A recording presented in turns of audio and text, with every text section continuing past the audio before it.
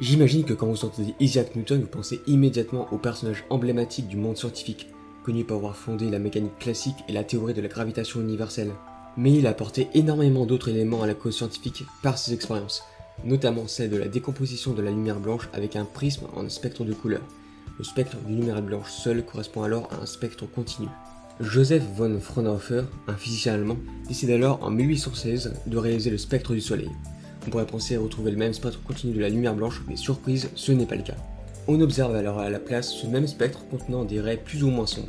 On découvrira alors que ces raies sombres correspondent aux longueurs d'onde absorbées par les gaz entourant le Soleil. C'est par le biais de la spectroscopie et des lois de Kirchhoff qu'on peut établir ces constats. Un objet chaud incandescent produit un spectre continu.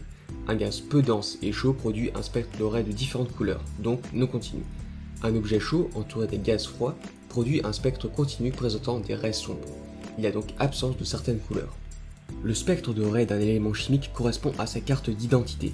Si dans la lumière émise par un mélange gazeux chaud, on reconnaît toutes les raies d'émission d'un élément chimique, c'est que celui-ci est présent dans le mélange. La troisième loi permet d'expliquer les observations de Fraunhofer, les raies sombres présentes dans le spectre du Soleil. Celles-ci sont dues à des éléments chimiques présents dans les couches externes et qui absorbent certaines couleurs, les mêmes que celles qu'ils auraient émises. C'est grâce à ces lois et plusieurs études qu'on a pu déterminer que l'hydrogène était l'élément le plus abondant de l'univers, hydrogène qui serait aussi à l'origine de tous les autres éléments connus. Comment alors, à partir du seul élément hydrogène, la diversité des éléments chimiques connus est-elle apparue? Pour répondre à cette question, il est nécessaire d'étudier les noyaux atomiques et leur transformation. Le noyau atomique constitue le cœur d'un atome et représente 99,97% de sa taille. Il est formé de neutrons et de protons, si bien que sa charge totale est positive.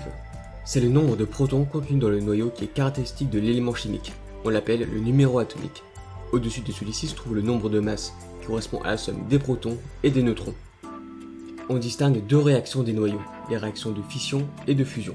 Ce sont des réactions qui libèrent des quantités importantes d'énergie en transformant des noyaux instables ou radioactifs, car soit trop lourds, soit trop légers.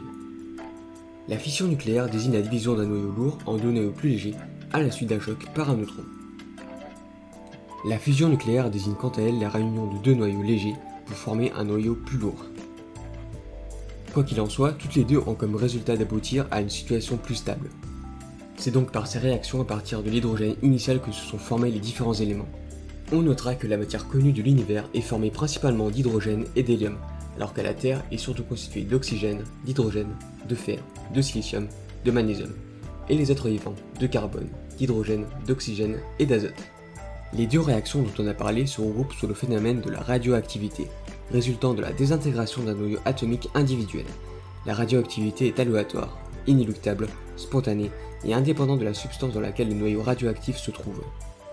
À l'échelle d'un échantillon macroscopique, on définit la demi-vie d'un noyau radioactif comme la durée nécessaire pour que la moitié des noyaux initialement présents dans cet échantillon macroscopique soit désintégrée. Cette demi-vie est caractéristique du noyau radioactif.